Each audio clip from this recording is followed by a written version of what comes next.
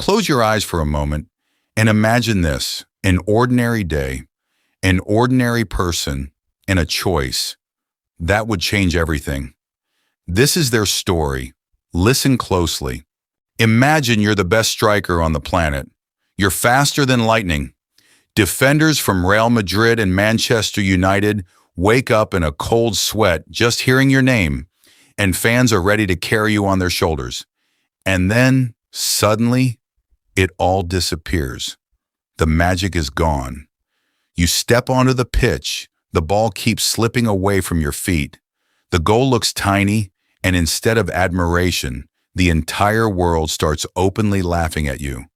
How do you avoid breaking down when you've fallen from the very top of football's Olympus into an abyss of memes and criticism, yet somehow still end up lifting the biggest trophy in the game? Today, I'm going to tell you the raw, unfiltered story of Fernando Torres, a player who endured one of the most painful declines in football history and still remained a legend. To understand Torres' character, we need to go back to his childhood. Fuenlabrada, a tough suburb of Madrid. 7-year-old Fernando, inspired by the Japanese football cartoon Captain Tsubasa, dreams of only one thing: playing football. But he wants to play in goal. Yes. The future nightmare of defenders around the world actually started out as a goalkeeper. However, that career didn't last very long. One day, a powerful shot smashes into him. The ball knocks out several of his teeth, effectively bringing his goalkeeping days to an end. At the age of 11, Torres joins Atletico Madrid's academy, and that's where a story worthy of a Hollywood blockbuster begins. The late 1990s and early 2000s were the darkest years in Atletico's history.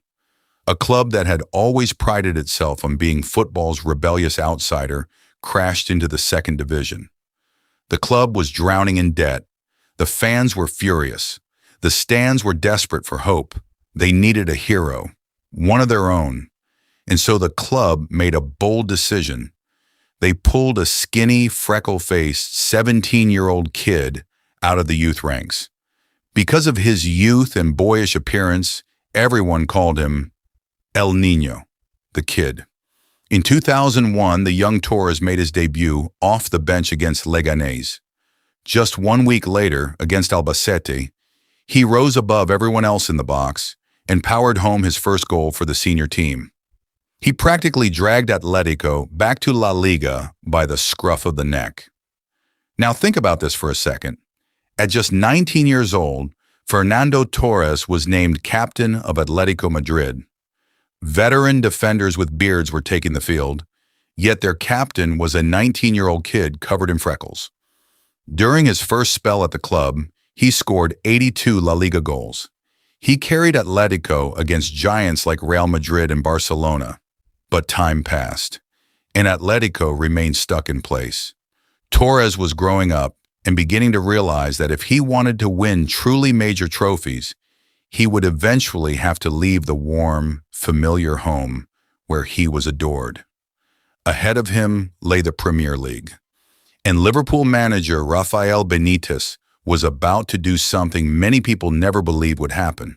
Benitez brought Torres to Anfield for a club record £25 million, and Torres exploded onto the English football scene as if he had been playing there his entire life. In his very first season, he tore the league apart. 24 Premier League goals.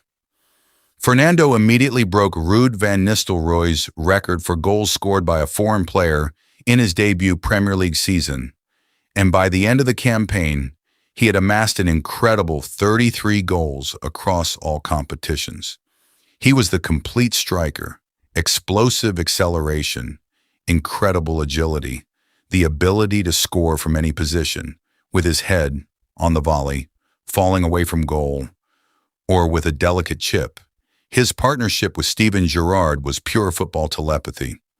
Gerrard could play a blind pass from deep inside his own half because he already knew Torres had shifted into fifth gear and was racing onto the ball. And then there was Nemanja Vidic. Do you remember what Torres used to do to him? At the time, Vidic was regarded as one of the best center-backs in the world, the defensive rock of Manchester United.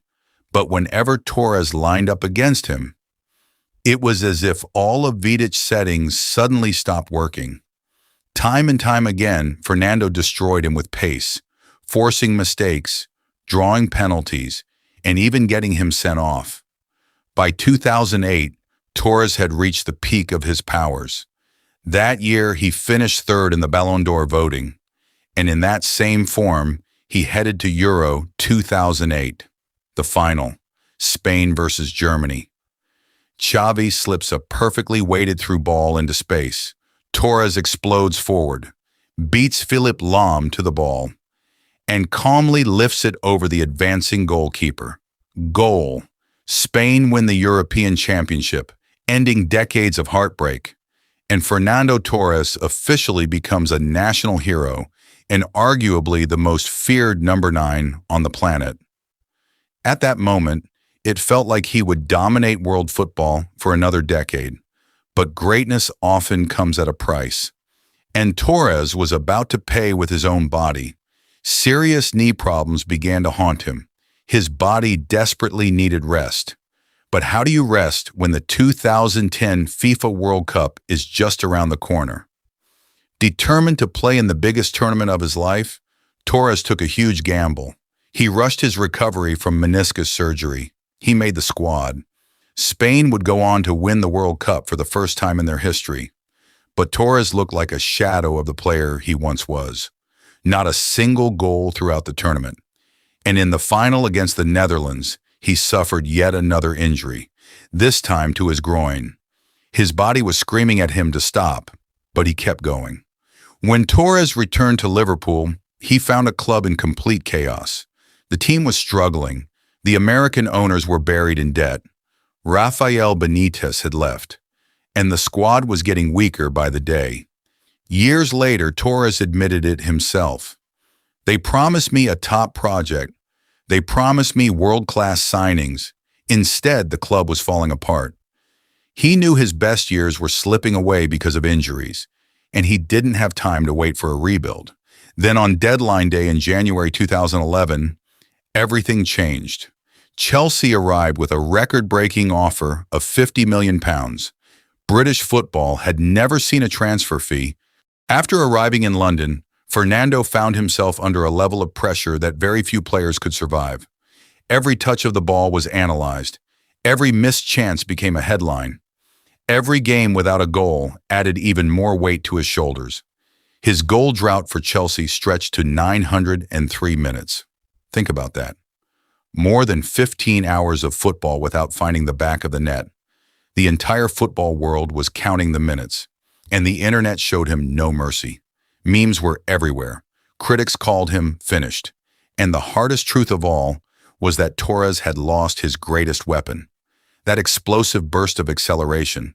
His damaged knees simply wouldn't allow him to leave defenders behind the way he once had. More and more often, he found himself sitting on the bench, while newspapers and television pundits dissected every mistake. Then came what many people remember as the lowest moment of his career, a match against Manchester United. Torres brilliantly rounded the goalkeeper. The net was completely empty. The goal was right in front of him. And somehow, he missed. The stadium couldn't believe it. The commentators couldn't believe it. The fans couldn't believe it. At that moment, it felt like the story was over. The golden boy was gone. The confidence was gone.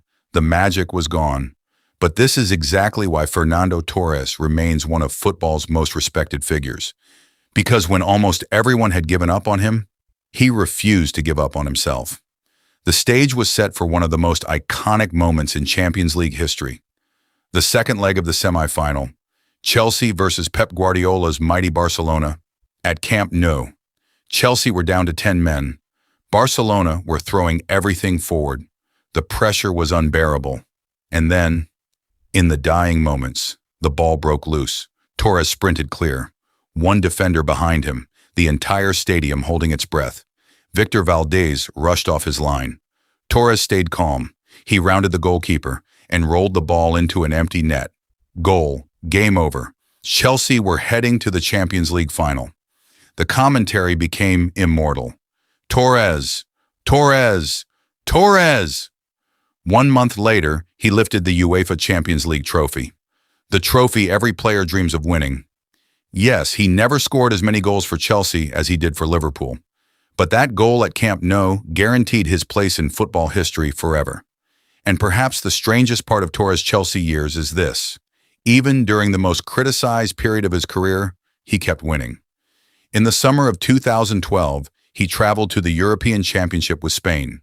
Spain won the tournament once again. Torres scored 3 goals, provided an assist in the final against Italy, and claimed the Golden Boot as the competition's top scorer.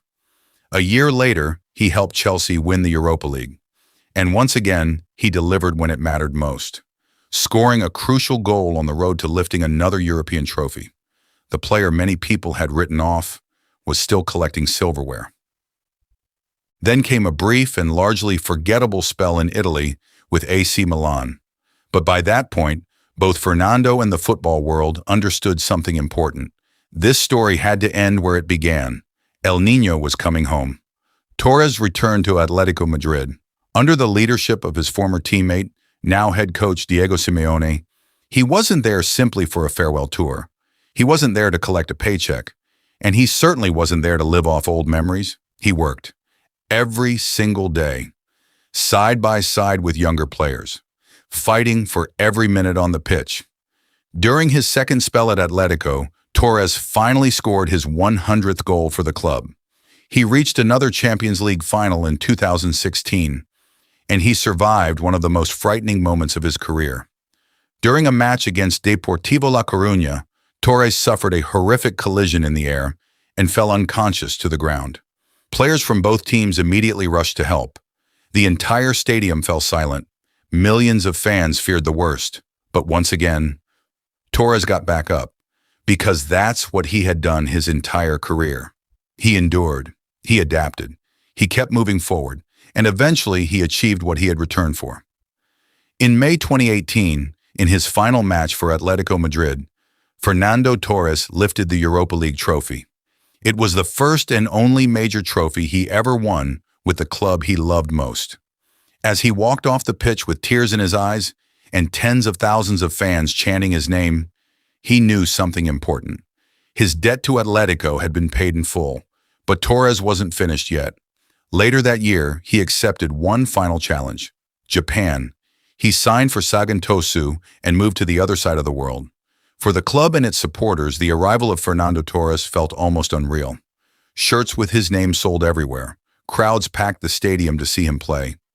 And although he was no longer the superstar who terrorized defenders across Europe, he gave everything he had left.